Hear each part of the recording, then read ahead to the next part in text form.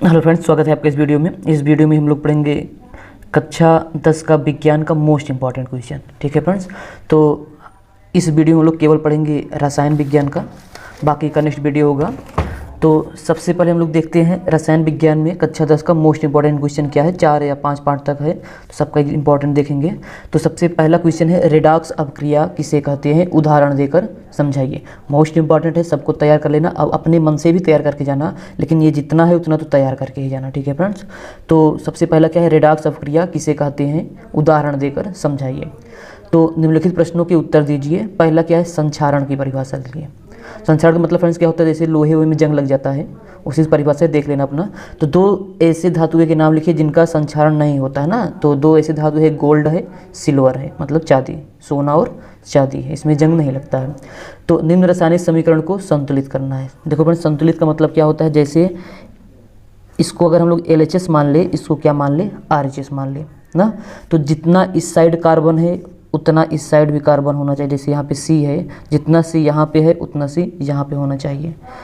तो जितना H यहाँ पे है, यहाँ पे इतना यहाँ पे, मतलब दोनों पक्ष क्या होना चाहिए, बराबर होना चाहिए। इसको देखना चाहते हो, देख सकते हो यहाँ पे कार्बन कितना है, 6 है। देखो C6 का मतलब कार्बन कितना है, 6।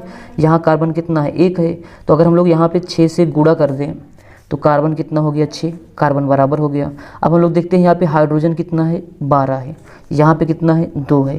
तो यहाँ पे 12 है, यहाँ पे 2 है। अगर हम लोग यहाँ पे 6 से गुणा कर दें तो हाइड्रोजन कितना हो जाएगा, 12 हो जाएगा। और देख सकते हो फ्रेंड्स, जब हम 6 से गुणा किए तो ऑक्सीजन कितना हो गया, 6 दूनी 12, और ये 6 एकन्नम 6, मतलब 12 6 18 ऑक्सीजन हो गया है। इस साइड कितना है, 6 इधर है, मतलब 12 का कमी है, 6 से गुणा कर दो, 6 दूनी 12, 12 6 18। देख सकते हो सारा समीकरण क्या हो गया है, संतुलित हो गया है। सेम ऐसे यहाँ पे कर सकते हो। यहाँ पे कितना है, 1 है, चलो संतुलित है, ठीक है।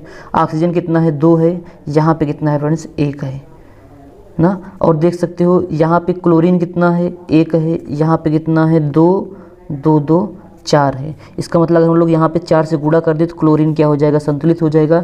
लेकिन जैसे 4 से गुणा किए, यहाँ पे देखो 4 हाइड्रोजन हो गया है। यहाँ पे कितना है, 2 है, तो यहाँ पे 2 से गुणा कर दो। कुल मिला के देख लेना फ्रेंड्स, हम लोग गुणा कुछ भी कर सकते हैं, बस दोनों पक्ष क्या होने चाहिए, बराबर होने चाहिए। अब देख सकते हैं हाइड्रोजन तो बराबर हो गया, ऑक्सीजन कितना है, 2 है, यहाँ भी कितना है, 2 है। तो हमारे हिसाब से ये तो संतुलित हो गया है। तो देख लेना फ्रेंड्स, अपने हिसाब से कर लेना इसको। तो अगला है इसका, अवक्षेपण अपक्रिया से आप क्या समझते हैं, उदाहरण देकर समझाइए। सब इंपॉर्टेंट क्वेश्चन है, सब याद करके जाना। अगला है, अम्ल तथा क्षारक की आधुनिक परिभाषा दीजिए। मतलब अम्ल और क्षार की परिभाषा देना है। प्रत्येक का एक एक उदाहरण तथा रासायनिक समीकरण भी देना है। ये सब 7 नंबर का क्वेश्चन है, ठीक है। तो अगला क्वेश्चन है, अम्ल क्षार सूचक क्या है। एक उदाहरण की सहायता से अम्ल क्षार सूचक के अम्लीय तथा क्षारीय माध्यम में रंग परिवर्तन को स्पष्ट कीजिए। जैसे वही फ्रेंड्स होता है ना कि लाल लिटमस और नीले लिटमस को, तो वो देख लेना अपना। तो अगला क्वेश्चन है 7, धावन सोडा बनाने का रासायनिक समीकरण लिखिए ना। और क्या है, BaCl2 तथा SO2 के साथ होने वाली अभिक्रियाओं के रासायनिक समीकरण भी लिखिए। इसका एक उपयोग भी लिखना है। ये सब लॉन्ग आंसर में सब आएगा। अगला क्वेश्चन है, विरंजक चूर्ण बनाने की विधि, रासायनिक नाम, अणुसूत्र तथा इसके गुण तथा उपयोग लिखिए। अगला क्वेश्चन है, ये इंपॉर्टेंट है, pH पैमाना क्या नापता है। उदासीन, अम्लीय तथा क्षारीय विलयनों के pH मान का परास बताइए। जल का आयनिक गुणनफल क्या है, 25 डिग्री सेल्सियस पर इसका मान बताइए। तो ये तो मोस्ट इंपॉर्टेंट है, प्लास्टर ऑफ पेरिस। इसको याद करके रट के जाना। प्लास्टर ऑफ पेरिस बनाने की एक विधि एवं एक उपयोग को आवश्यक रासायनिक समीकरण देते हुए किए। प्रश्न है, pH तथा हाइड्रोजन आयन सांद्रण में संबंध लिखिए। तो यही संबंध है, याद कर लेना। pH बराबर -log 10 H प्लस आयन, ठीक है। तो अगला है, एक प्रबल अम्ल तथा एक दुर्बल भस्म, मतलब क्या होता है, भस्म मतलब क्षार, का नाम लिखिए। तो प्रबल अम्ल का H2SO4, HCl भी दे सकते हो, है ही, देख के सकते हो। तो प्रबल अम्ल क्या है, एक H2SO4 और एक दुर्बल भस्म या क्षार है, NH4। अगला क्वेश्चन है, सोडियम कार्बोनेट के उपयोग लिखिए। अगला है, 1 बिलियन में हाइड्रोक्साइड आयन का सांद्रण 1 × 10⁻−10 मोल प्रति लीटर है। इस बिलियन का pH मान ज्ञात कीजिए। तो फ्रेंड्स कि कापर के प्रमुख अयस्कों के नाम लिखिए। इसको रट के जाना एकदम। कापर के 2 प्रमुख अयस्क के नाम तो याद करके ही जाना। और फेन प्लवन विधि द्वारा पर संक्षिप्त टिप्पणी लिखिए। ये भी लिखना है, ये भी लिखना है फ्रेंड्स, याद रखना। हम लोग इसका अगला पार्ट कल बनाएंगे, ठीक है। तो कोशिश करना वीडियो को लाइक और सब्सक्राइब जरूर कर दीजिएगा। तो क्वेश्चन नंबर 17 है, फफोलेदार कापर से शुद्ध कापर धातु प्राप्त करने की विद्युत अपघटनीय विधि का सचित्र वर्णन कीजिए। मोस्ट इंपॉर्टेंट, या तो ये आएगा या तो ये आएगा, ठीक है। दोनों में से एक आ सकता है। तो अगला है धातुओं की सक्रियता, ये भी इंपॉर्टेंट है। धातुओं की सक्रियता श्रेणी से आप क्या समझते हैं? हाइड्रोजन से अधिक सक्रिय एवं दूसरा कम सक्रिय, ऐसे एक एक धातु का नाम लिखिए। अगला क्वेश्चन है भर्जन तथा निस्तापन में क्या अंतर है? अगला है निम्नलिखित पर टिप्पणी लिखिए। प्रगलन, परावर्तनीय भट्ठी और बेसमरीकरण पर टिप्पणी लिखना है, आता है टिप्पणी लिखने के लिए। अगला क्वेश्चन है फ्रेंड्स, अगला क्वेश्चन है लोहे पर MgCu Ag में से किस धातु की परत चढ़ाई जा सकती है और क्यों? तो क्वेश्चन नेक्स्ट है कारण सहित समझाइए कि क्यों कॉपर सल्फेट के जलीय विलयन में लोहे की छड़ डालने पर विलय। अगला प्रश्न है खनिज तथा अयस्क की परिभाषा दीजिए। अगला है विरंजक क्रिया क्या होती है? अगला क्वेश्चन है एल्केन, एल्कीन तथा एल्काइन से आप क्या समझते हैं? ये भी इंपॉर्टेंट है, याद करके जाना। तो अगला है एसिटिक अम्ल बनाने की किसी एक विधि का रासायनिक समीकरण लिखिए, इसके 2 उपयोग भी लिखिए, ठीक है। अगला है एथिल एल्कोहल के निर्माण की किसी एक विधि का रासायनिक समीकरण लिखिए, इसके 3 उपयोग भी लिखना है। एसिटिक अम्ल का IUPAC नाम, और याद रखना फ्रेंड्स IUPAC का पूरा नाम भी याद होना चाहिए, ये भी देख लेना। नाम क्या होता है? इंटरनेशनल यूनियन, ठीक है, international union pure applied chemistry, ठीक है, इसको याद कर लेना। एसिटिक अम्ल बनाने की विधि समीकरण सहित लिखिए। साबुन क्या है? वेरी मोस्ट इंपॉर्टेंट, याद करके ही जाना। साबुन क्या है? साबुन बनाने की किसी एक विधि का वर्णन कीजिए। अगला क्वेश्चन है संतृप्त तथा असंतृप्त हाइड्रोकार्बन में अंतर बताइए, ये भी इंपॉर्टेंट है।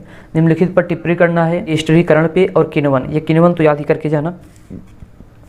अगला है प्रतिस्थापन अपक्रिया पर संक्षिप्त टिप्पणी लिखिए। अगला क्वेश्चन है योगात्मक तथा संकलन दोनों एक ही है, अपक्रिया पर टिप्पणी लिखिए।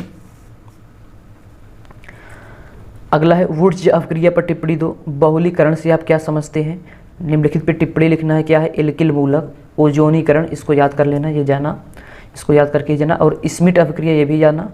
निर्जलीकरण ना, और निम्नलिखित की कोशिश करना। IUPAC नाम समझ के जाना। CH क्या है? CHCl3, CH3OCH3, CH3COCH3, SCHO, CH3COOH, CH3C triple bond है, फिर CH है, HCOOH का, CH3CH2CHO का, CH3 फिर बॉन्ड लगा है, सिंगल है ना, CH2 फिर CH डबल बॉन्ड CH3, इन सब का IUPAC नाम रट के जाना। नेक्स्ट चैप्टर का इसमें से डायरेक्ट देखेंगे कि तत्वों का आवर्त वर्गीकरण, लास्ट चैप्टर है, इसको याद करके जाना। आवर्त सारणी में वर्ग तथा आवर्त से आप क्या समझते हैं? प्रत्येक के 2 प्रमुख लक्षण लिखिए, ठीक है। तो इसको देख के जाना और देख के क्या याद करके जाना। और ये भी इंपॉर्टेंट है, डी ब्लॉक तत्व से क्या तात्पर्य है? डी ब्लॉक के तत्वों का सामान्य विशेषताएं लिखिए, ठीक है फ्रेंड्स। तो आवर्त सारणी के आधुनिक आवर्त नियम क्या है? आधुनिक आवर्त नियम क्या है फ्रेंड्स? तत्वों के परमाणु क्रमांकों के क्या होता है? आवर्तीकरण। और मेंडलीफ ने जो बोला था वो परमाणु भार पर आधारित था, ठीक है। देख सकते हो मेंडलीफ के आवर्त नियम को समझाइए, मोस्ट इंपॉर्टेंट है, कई बार आया है, देख सकते हो 2011, 12, 13, 17, 20 में भी आया है, तो इसको याद करके जाना। अगला क्या है? मेंडलीफ का आवर्त नियम लिखिए। अगला क्या है? मेंडलीफ का आवर्त नियम लिखिए। मेंडलीफ के आवर्त नियम के 2 दोषों को स्पष्ट कीजिए, ठीक है। तो दीर्घाकार आवर्त सारणी के मुख्य विशेषताएं लिखिए, ये भी मोस्ट इंपॉर्टेंट है। संक्रमण तत्व किसे कहते हैं? मोस्ट इंपॉर्टेंट है, याद करके जाना इसको। तो इसको भी देख के जाना। आवर्त सारणी के किसी आवर्त में बाएं से दाएं चलने पर निम्नलिखित गुणों में क्या परिवर्तित होता है? पहला क्या है? धात्विक गुण, ऑक्साइडों का क्षारीय गुण, हाइड्रोजन के प्रति संयोजकता, आयनन विभव, परमाणु त्रिज्या, विद्युत ऋणात्मकता, ठीक है फ्रेंड्स। इसका उत्तर देख सकते हो, तो सब याद करके जाना है। तो फ्रेंड्स अति लघु उत्तरीय में मोस्ट इंपॉर्टेंट क्या है? मेंडलीफ के आवर्त नियम और आधुनिक आवर्त नियम का मौलिक अंतर बताइए, ठीक है, इसको भी याद करके जाना। ये परमाणु क्रमांक 9 वाले तत्व के समूह एवं आवर्त लिखिए। परमाणु क्रमांक 9 वाले तत्व के समूह एवं आवर्त लिखिए। देख सकते हो फ्रेंड्स परमाणु क्रमांक कितना बोला गया है? 9 बोला गया है। तो एक काम करना, 9 का इलेक्ट्रॉनिक विन्यास करना, ठीक है। क्या होगा? 2,7, 9 हो गया। इसमें देखो गिन लो इसको, कितने कक्ष हैं इसमें? 1 और 2, तो क्या हो जाएगा इसका आवर्त? क्या हो जाएगा? यही गिन लेना, जितने कक्ष होंगे वही क्या होगा? इसका आवर्त होगा। 2 दूसरे आवर्त में है ये, लास्ट वाले कक्ष में जितने इलेक्ट्रॉन होंगे वो वर्ग कहलाएगा 7वें वर्ग में। अगर संयोजकता जानना चाहते हो तो अगर 4 से कम या 4 से कम है तो वही संयोजकता होता है जो यहाँ पे अंतिम होगा, या सॉरी जो यहाँ पे लिखा रहेगा। अगर 4 से अधिक है और 8 से कम है तो क्या करोगे? 8 से घटा दोगे ना, तो 8 में घटाओगे कितना आएगा? 1, तो इसकी संयोजकता कितना हो जाएगा? 1 हो जाएगा। तो जैसे नहीं समझ पाए हो देख सकते हो, अगर हमें 11 का स्थान बताना है आवर्त सारणी में तो इलेक्ट्रॉनिक विन्यास करोगे 2,8, कितना? 1। इसमें कितने कक्ष हैं? 1, 2, 3, तो इसका आवर्त क्या हो जाएगा? तीसरा। और वर्ग क्या हो जाएगा, जो अंतिम कोश में इलेक्ट्रॉन रहेगा वही क्या हो जाएगा, वर्ग, तो वर्ग क्या हो जाएगा, फर्स्ट वर्ग हो जाएगा। ठीक है, तो अगला फ्रेंड्स प्रश्न देखते हैं कि देख सकते हो ये तत्व मैग्नीशियम आवर्त सारणी के द्वितीय समूह में है, यदि मैग्नीशियम का तुल्यांक भार 12 है तो तत्व का परमाणु भार ज्ञात कीजिए। तो सूत्र होता है परमाणु भार बराबर तुल्यांकी भार गुणे संयुक्तता। तो संयुक्तता इसका कितना हो जाएगा, 2 हो जाएगा। 12 2 8 2, लास्ट में 2 है तो 2 हो जाएगा, गुणा कर दोगे इसका क्या आ जाएगा, परमाणु भार आ जाएगा। तो फ्रेंड्स ये सब है, इसको याद करके जाना। और ये ठीक है, ये विकर्ण संबंध, विकर्ण संबंध तो मोस्ट इंपॉर्टेंट है, याद करके ही जाना। विकर्ण संबंध से आप क्या समझते हो पूछा जा सकता है। फ्रेंड्स इसका बहुविकल्पी तो हर याद करके ही जाना, बहुविकल्पी का कुछ निश्चित होता नहीं है, कुछ भी आ सकता है। तो फ्रेंड्स बायोलॉजी और हम लोग क्या करेंगे, फिजिक्स का ना, तो इसका अगले पार्ट में वीडियो देखेंगे। फ्रेंड्स वीडियो को लाइक और चैनल को सब्सक्राइब जरूर कर दीजिएगा, धन्यवाद। ऐसे हम लोग मैथ का भी इंपॉर्टेंट क्वेश्चन लेकर आएंगे और मैथ का लेकर के उसको हल करके भी दिखाएंगे। ठीक है, मोस्ट इंपॉर्टेंट क्वेश्चन, इसलिए चैनल को सब्सक्राइब जरूर कर लीजिएगा फ्रेंड्स, धन्यवाद।